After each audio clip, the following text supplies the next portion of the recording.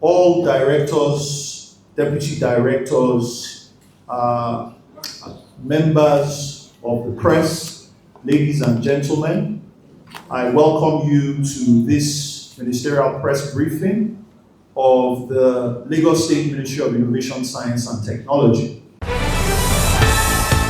The 2026 Lagos State Ministerial Press Briefing continued with a deep dive into the Ministry of Innovation, Science and Technology. The commissioner declared that the ministry's core vision is to transform Lagos into a fully modern state through the strategic power of science and innovation. A major highlight of the briefing was the success of the Residence Registration Agency, known as LASRRA. The Lagos State Ministry of Innovation, Science and Technology, and that is our LASRRA Lag ID card project. I want to touch on this because, as we know, Nigeria is becoming a truly federated entity, which means states are responsible for the well-being of their citizens. Now, if state governments are increasingly responsible for the welfare of their citizens, it is important that states can identify everybody within their borders.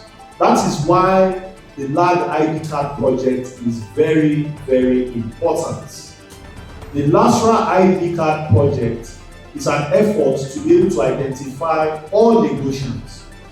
Today, I'm sure people will say, of course, NIN is also doing that work. Of course, NIN is doing that work.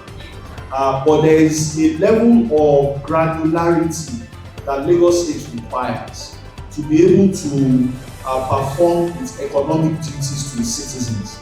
And that is why Lagos State needs to maintain its own database of identity. This will help with economic planning.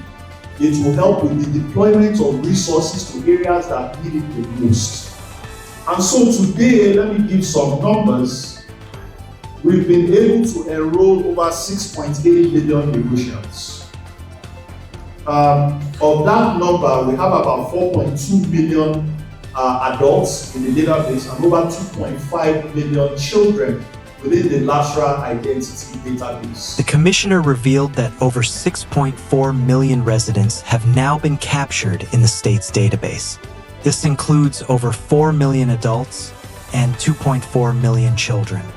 He explained that this massive data collection is critical for the LAGID project, allowing the government to plan better and allocate resources more effectively for everyone living in the state. Of Lagos State. And of course, our target is to capture every single person within Lagos's borders. On the security front, the commissioner highlighted the achievements of the Safe City project. He stated that over 450 surveillance cameras have now been deployed across Lagos to monitor and protect the public. Our Safe City project has seen more than 450 intelligent video surveillance cameras implemented across the state. In addition to that, we have implemented intelligent transport system platforms across major areas within the state. And I am proud to say that today, the intelligent video surveillance cameras that is supposed to aid emergency response, criminal investigations, and all safety coordination in the state. We are pleased to say that the police have used our infrastructure to solve more than 10 critical cases within the state. This tech-driven approach is already showing results in traffic management. The commissioner announced that 3,000 kilometers of fiber optic cables have already been laid. The commissioner also spoke on venture fund and funding of several startups. The state is also the #1 receiver of venture capital funds in Nigeria and across sub-Saharan Africa. Lagos State startups attract the most funding in Africa. This is because of the ingenuity of Lagosians and of course some of the investment that Lagos State has made in the past. Lagos isn't just following the trend, it's setting the pace. Thank you for watching. This is Ask Lagos.